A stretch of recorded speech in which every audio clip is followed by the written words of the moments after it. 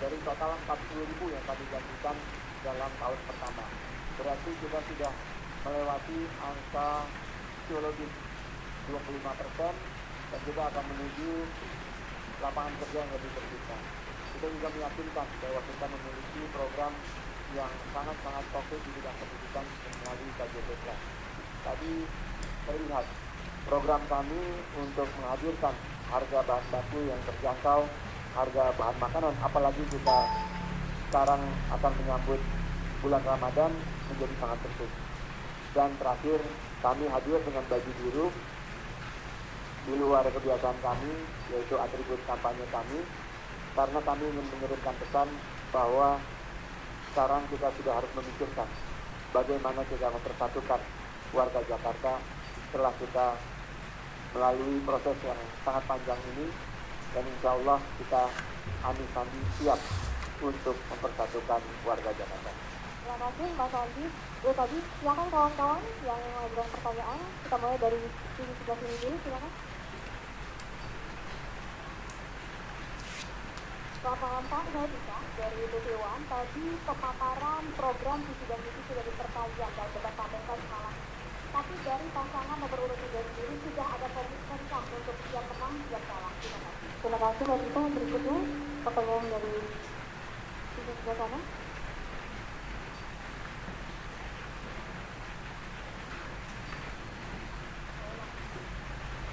Saya Nana dari CNN Indonesia. Dari hasil survei SMRC ada berdua menang 100% di atas pasangan petahana.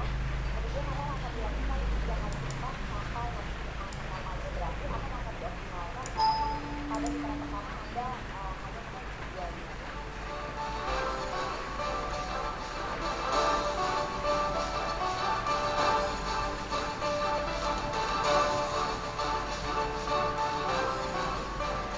Sekarang kita akan simak analisis dari Prof. Aisyika. Prof. Hikam, jadi kalau Anda lihat tadi, apakah bisa sesuai dengan analisis pertama Anda bahwa ini seharusnya menjadi game changer? Apakah debat tadi ini menjadi game changer? Saya sangat terkejut bahwa debat yang nomor 4 lah kalau bisa dikatakan. Debat pamungkas ya? Iya, justru anti klimaks. Kenapa demikian, Prof? Karena yang kita atau yang saya harapkan bahwa ada sesuatu yang bisa menciptakan game changer, malah tidak ada, flat. Ya, untungnya ada pertanyaan terakhir antara calon gubernur. Selama itu, sebelum itu, semuanya menurut saya, mohon maaf, ini klise dan tidak ada sesuatu yang baru. Dari yang dihadirkan dari kedua pasangan ini? Baru setelah ini agak excited. Ya, orang melihat bahwa ada sesuatu yang Ketika debat antara calon gubernurnya begitu ya? Iya, baru itu aja. Yang lebih sebelumnya saya setuju dengan tadi yang diwawancarai Mas Budi tadi, bahwa dua paslon ini memang sangat berhati-hati. Karena berhati-hati, maka kemudian mereka cenderung mengulangi yang normatif-normatif.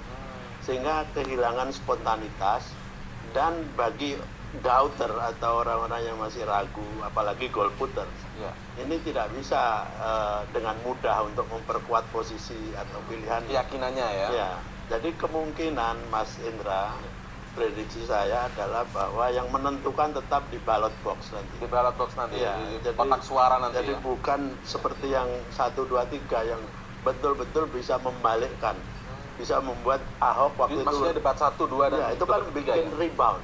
Menurut para analis, menurut para surveyor, itu betul-betul rebound. Kalau yang tadi itu, ya mohon maaf, boro-boro game changer. Membuat orang tidak ngantuk aja udah bagus itu. Tapi di segmen-segmen awal ya? Yang awal yang maksud awal, saya. ya? Tapi begitu ada exchange antara Ahok dengan Anies, maka kemudian ada sedikit spontanitas. Misalnya aja, jangan bohongi, ya kan? Kemudian Anies mengatakan, ya bagaimana seorang pemimpin yang tidak merangkul. Bagi saya itu dua hal yang sangat substantif. Karena tadi seperti dikatakan oleh Mbak Nana, saya sepakat bahwa memang ada dua paradigma yang berbeda antara dua pilihan ini.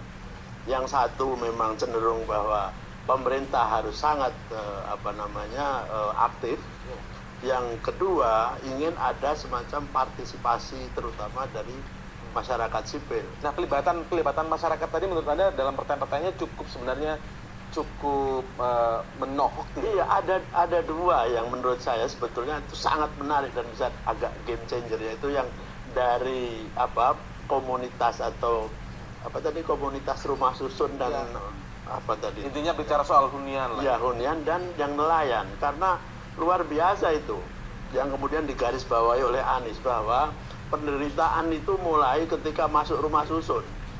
Itu kan sebagai satu sinyal itu luar biasa. Sayangnya tidak kemudian dielaborasi dengan sesuatu yang konkret. Tidak dielaborasi oleh siapa? Oleh kedua pasangan calon ini? Bukan, oleh Aniesnya. Padahal itu sudah di opening yang sangat bagus, apalagi pertanyaan dari komunitas tadi. Ya. Kan komunitas tadi jelas bahwa mereka justru suffering atau mengalami penderitaan ketika mereka dipindahkan dari habitat sebelumnya. Hunian lamanya. Hanya kemudian menjadi boring, menjadi membosankan ketika kemudian normatif semua jawabannya. Nelayan juga menurut saya sangat bagus karena dia mempersoalkan bagaimana, apakah pemerintah ini memperhatikan kehidupan para nelayan. Tapi ini kemudian menjadi diskusi yang soal reklamasi kan. Ya. Sementara Ahok sendiri mampu untuk menjelaskan bahwa ini loh yang akan kita bangun seperti ini, gitu kan. Tapi lagi-lagi dia berbicara yang sangat makro. Jadi walhasil kalau menurut saya agak mau jadi game changer, tapi kemudian dielaborasi Nanggung jadinya begitu, kembali lagi ke karena normal. balik ke normal karena mungkin hati-hati tadi itu. Oke, baik. Mumpung kita lagi bicara reklamasi, topik reklamasi memang menjadi salah satu topik yang panas begitu dalam perdebatan tadi. Cagup Anies Baswedan melihat manfaat reklamasi tidak hanya untuk masyarakat bawah, sementara calon gubernur petahana Ahok meyakinkan manfaat dari proyek reklamasi menghasilkan dana tambahan bagi pembangunan fasilitas umum. Kita simak cuplikannya berikut.